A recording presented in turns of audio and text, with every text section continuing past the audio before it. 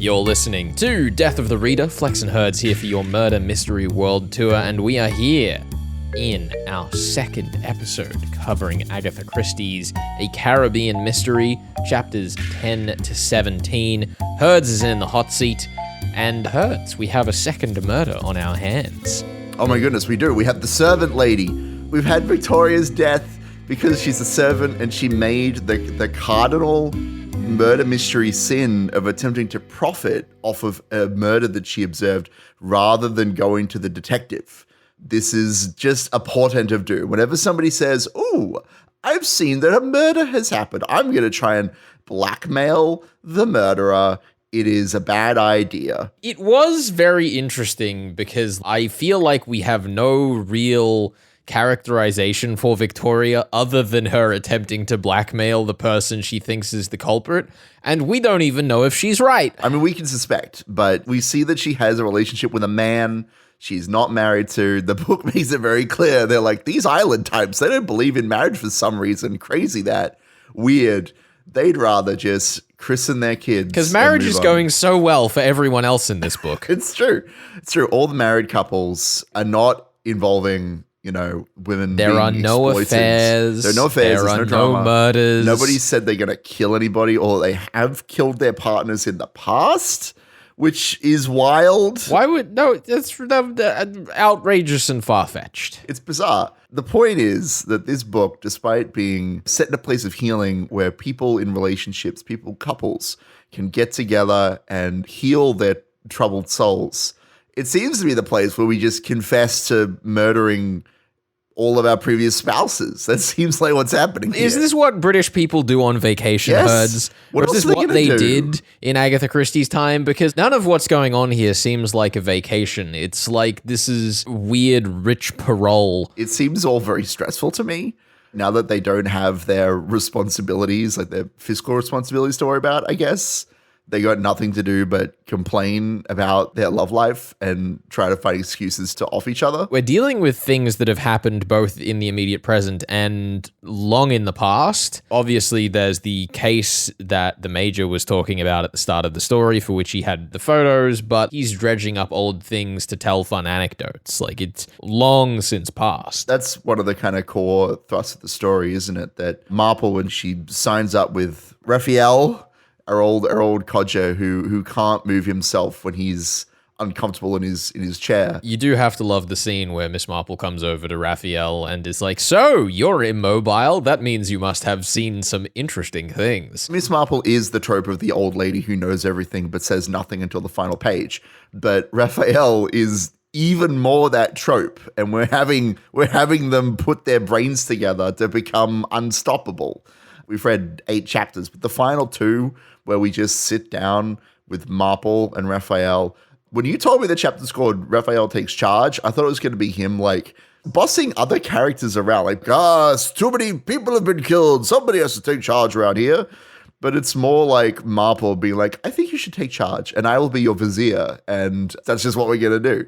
Through your money power and my knitting power, figure out what's going on," which is really cool because when you set up a detective and their sidekick, you want to have them like compare and contrast each other. They complement each other's skills.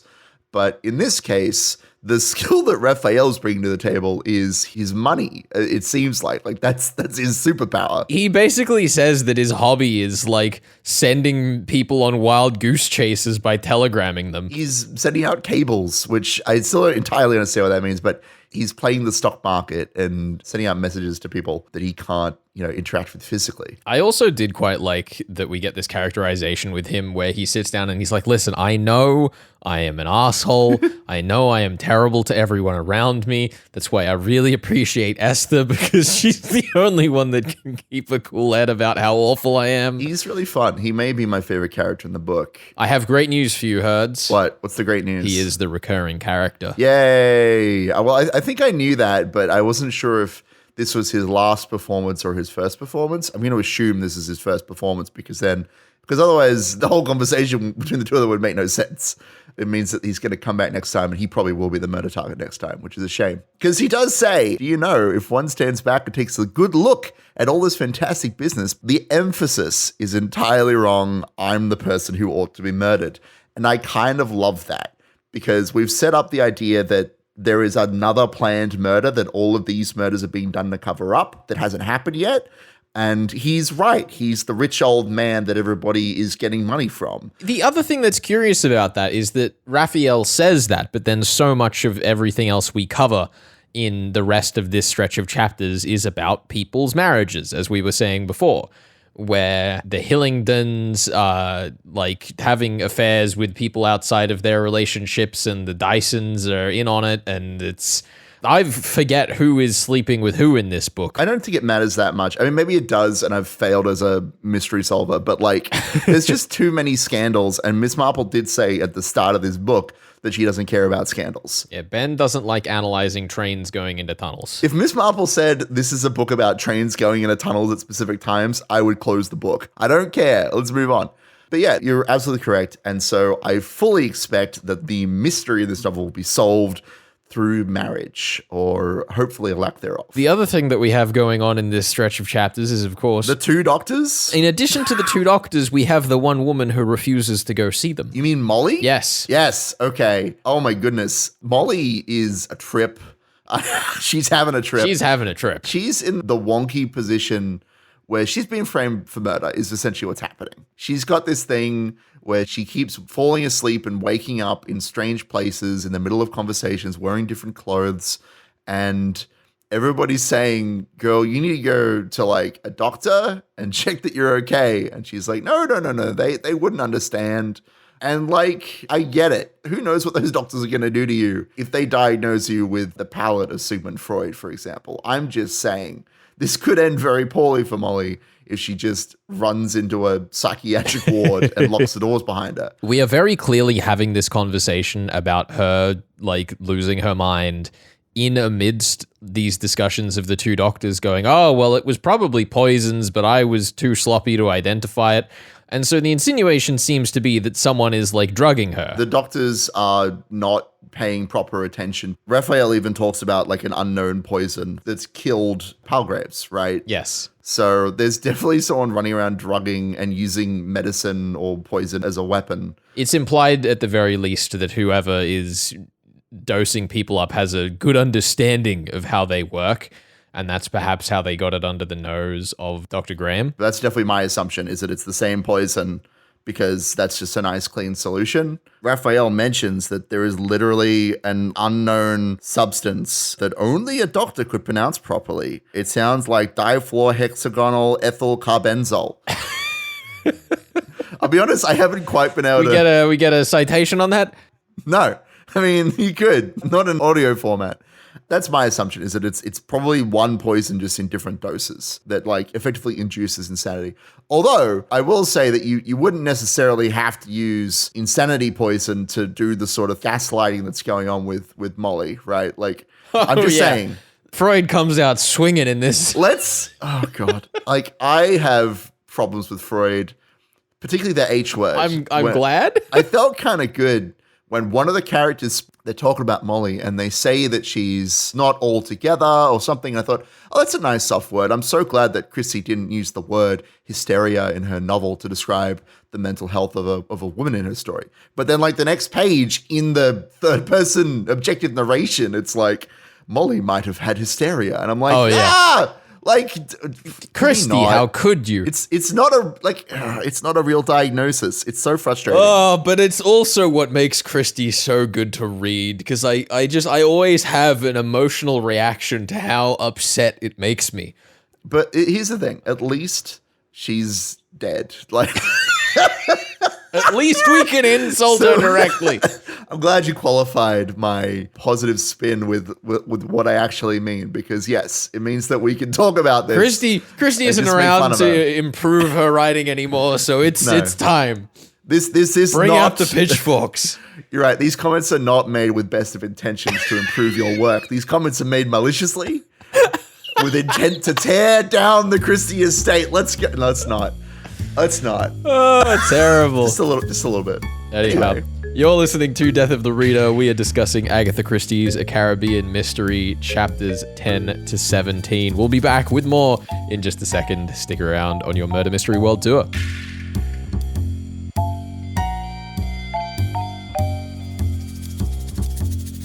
You're listening to Death of the Reader, Flex here for your Murder Mystery World Tour, and I am delighted to be joined by Nicola Moriarty, one of Sydney's most powerful fiction families, author of The Fifth Letter, and most recently, Every Last Suspect. Nicola, it is wonderful to have you here on Death of the Reader. Thank you so much for joining us. Thank you for having me. Now, I guess the thing I wanted to get into first is I spent a lot of time thinking about what sort of the core theme that attracted me with Every Last Suspect was, because it's a really fun read.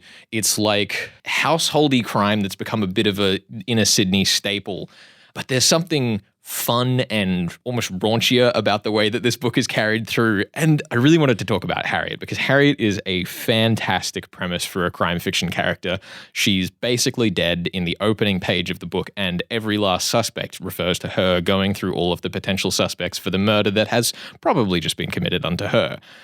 Where did Harriet come from for you? Funnily enough, she first actually came from a paragraph of writing that I found that I had done when I was at uni, and I was going back through some old files, and it was one of those things where just in class you do a bit of free writing, and I had just written this scene of a woman, and her name was Harriet, lying face down on the floor, dying, knowing that she was dying, and I obviously wrote that little paragraph not knowing what had happened to her, just this woman on the floor dying and her last thoughts, and it was all kind of jumbled. And she also happened to think about a person named Tallulah, which is why there ends up being another character called Tallulah. So that's where I started from. And it's just I kind of went back and looked at that scene and went, oh, I kind of like the idea of starting a story from this point.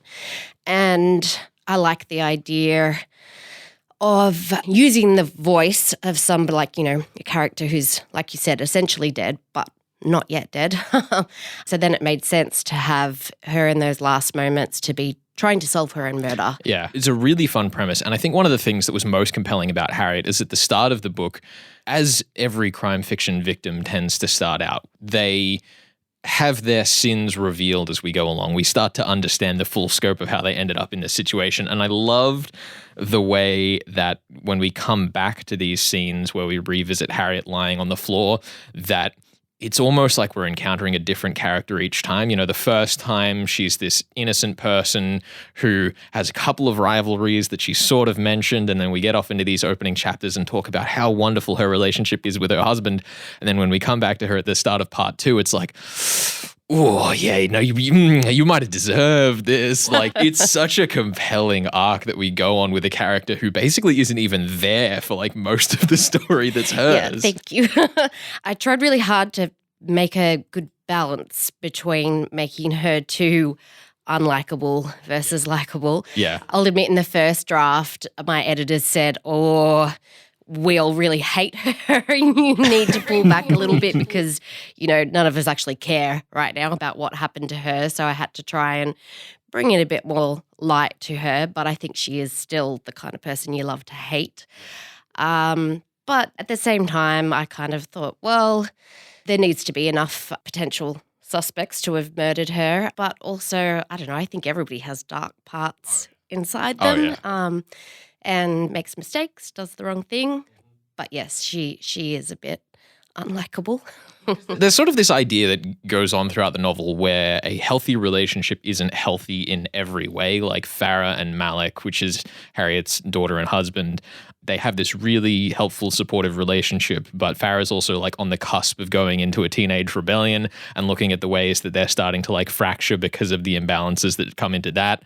Victoria and Harriet, which is a relationship we only sort of find out vaguely at the start of the novel and get more into later on, really, really supportive in some ways, but kind of horrifying in others.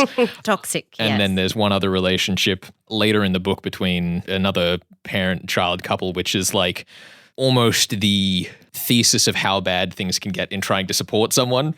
I'll say for your sake, Cosmo and Serge is who I'm referring to. But like, yeah, I love this idea that we're dealing with how being supportive has its own consequences. So I've got 2 kids myself, 16 and 13.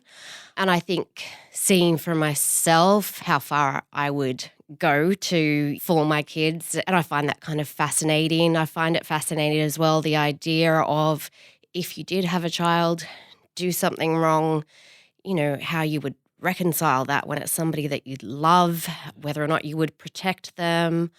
And then also there's Karen and Tallulah.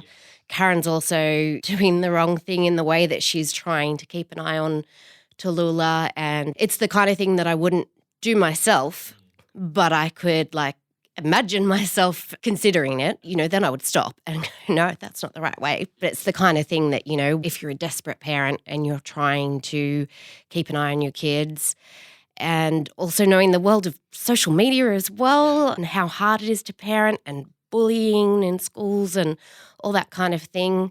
Yeah, trying to find that line between helicopter parenting and letting them live. So, yeah, all of that kind of, I think, came together. So much of what happens through this novel is the pacing out of what happens off screen, because we effectively go over the same stretch of time 3 times over looking at each of the suspects, and so much of what we get is a little bit of a sprinkle of what's going to come later, then seeing it in a bit more detail, and then get a new sprinkle of something else we're going to find out later. In terms of pacing that out, did you write these 3 sort of in parallel, in series? How did that structure come about for you? Originally, I was actually writing them sort of all at the same time, because I was thinking, I might actually just jump from one to the other rather than have the full day for one person and then the full day again for the next person. So I think I was pretty much jumping between all 3 characters before I went, this is getting too messy, too disjointed. Let's just focus in on one character and also let the reader really get to know them before we move on. Which is risky as well, because sometimes, especially once you get to the 3rd suspect, you kind of think, I don't want the reader to go, why do I have to go back to the beginning of the day again? But yeah, I guess that's where, like you said, trying to bring in different clues and hints throughout to keep it interesting. But the structure came throughout the course of the story. Yeah, I guess one of the other things that was really interesting about the story that I honestly don't think I've seen in crime literature before is Harriet and Malik have an ethically non-monogamous relationship, an open relationship for short. I was so curious what kind of drew that to the page for you. So that is because I often, with most of my books, end up writing some of myself into the characters. And so a couple of years ago, my husband and I started an open relationship, or E&M. And so it just it always makes sense for me to write a little bit of what I know and what I'm going through, even though Harriet and Malik are very different to myself and my husband. And, it's going a lot more successfully for us. While I'm saying it's successful for me and my husband, it hasn't been perfect as well. There's been lots of ups and downs, and it's definitely been a case of, like you said, having to constantly communicate, but there's still been times where, we've maybe not quite got it right and then had to reset how it was going. So it's a way to bring tension and motivation as well into the book. And I wanted it to be different from that standard infidelity, just to, I guess make it a bit more interesting. She's really pushing the boundaries and she's trying to make it seem like it's okay because, we've got this open relationship, but she's pushing and pushing for more and more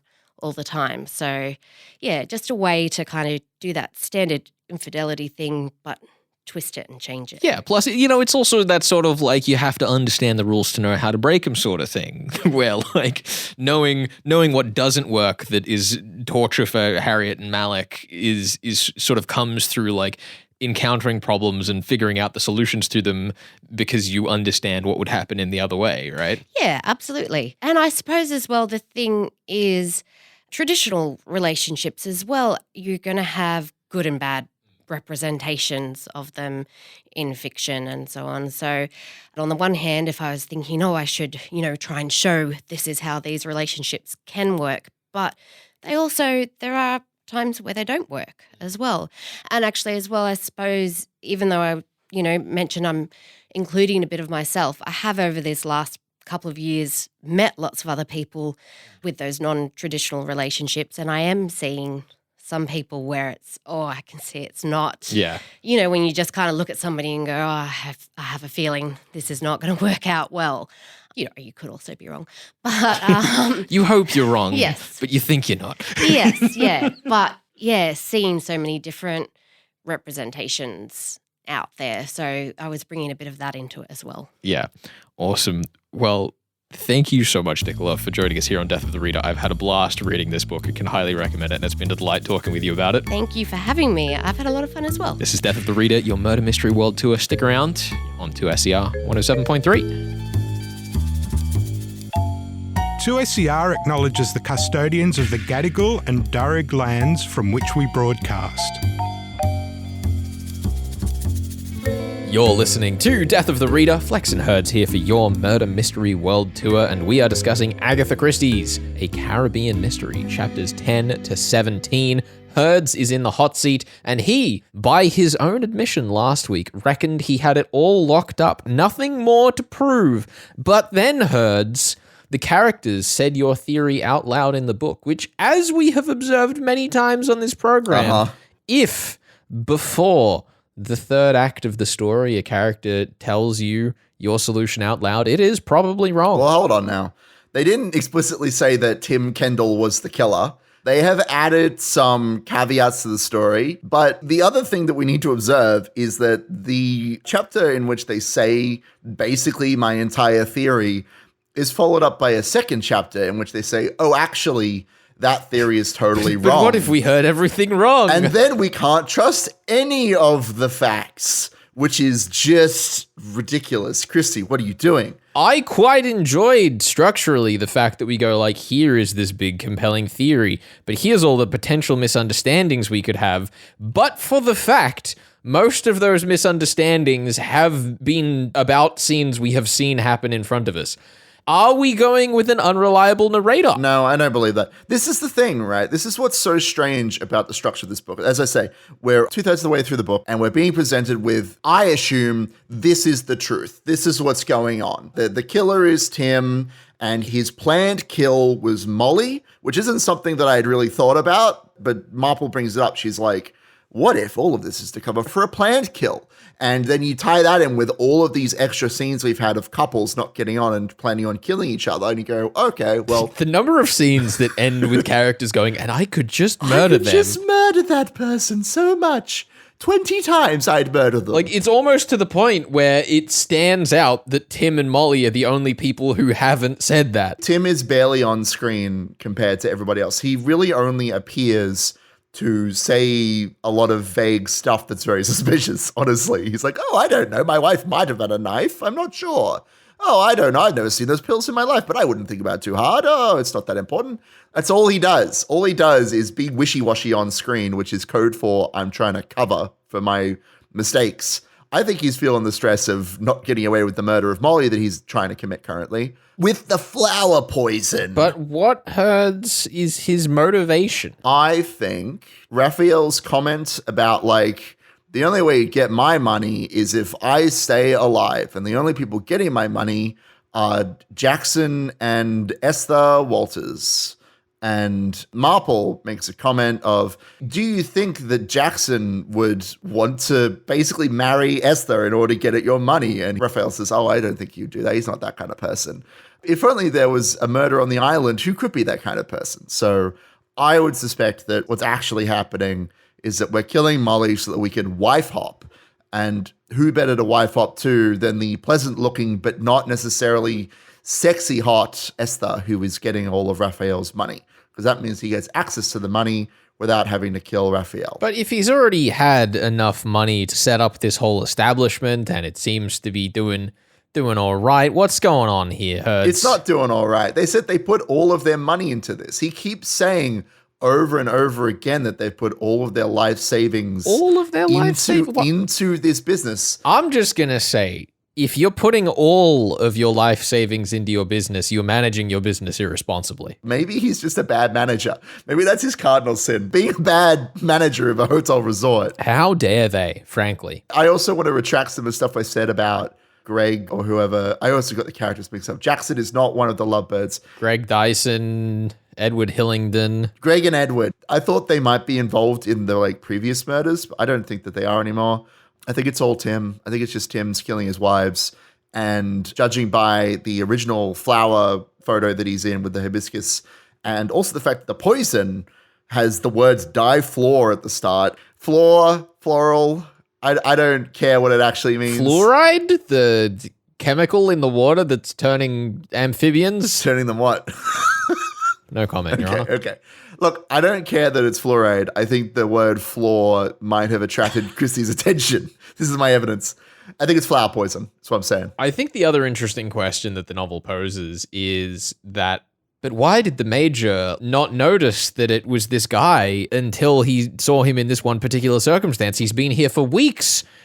I, on the one hand, appreciated it and appreciated the explanation of it, but I also think it's a little strange that they're framing Palgrave as a man who recycles his stories so frequently, and he hadn't pulled that picture out the entire rest of the time he's been here. It's a good question, isn't it? That he has a wallet full of things. I guess this brings up the philosophical question of what is a wallet? Because when I think of a wallet, I don't think it could carry more than 10 individual items if they were as small as a photograph. So... Well, you see, he's got a smart wallet that Right. he can pull up whatever he needs on it. He's a time traveler. I see. That's where he Yes. gets all his stories from. They're future stories. That makes sense to me. But yeah, like he only has so many stories, and he has told the Lady Borgia story at least to 3 different people, I think, which is a different murder story that I'm sure we'll solve another time.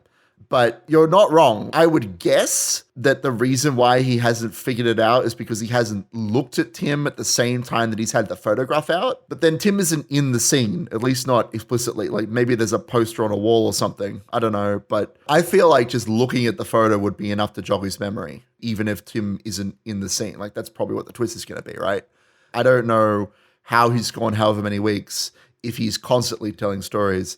This one particular story he hasn't told until Miss Marple was sitting in front of him half paying attention. Yeah, I guess the other question I have, Herds, you do, by the usual premise of this game, have to pose a second theory, and I still need to hear one. This is a challenging one because as far as I'm concerned, Christie has just told me what's going on in her book. I also want to say here, Herds, before you pose a second theory, if you pose the theory that Raphael poses after they suggest mishearing things in chapter 17, I'm not going to count You think I'm some kind of talentless hack? Yes. Oh my God. Well, the tone you gave there, I can't tell if that was disagreeing with me that I'm a hack or if you're agreeing with me that I'm not a hack. And I appreciate that obfuscating. I'm going to say that Raphael is the killer and that this is all part of a sick, twisted game on his part because the plot twist is that he can actually walk. And in fact, that the burning or the removal or whatever of the original photograph is a misleading play by Raphael. The actual incriminating photo is the tiger shooting one because Raphael went tiger shooting with Palgraves a long time ago, and he is the wife killer, and he just does it for fun because he's an old rich man, and we hate him. We hate rich people in Christie books. And I would say that being just crazy is lazy, but like that's how we're presenting Molly throughout this entire story, so I don't think it's too far-fetched. And let's say these little cables he's sending out, he says it's for like, I'm playing the stock market, I'm making money for fun while I'm tanning myself in the sun, and you think I can't even move.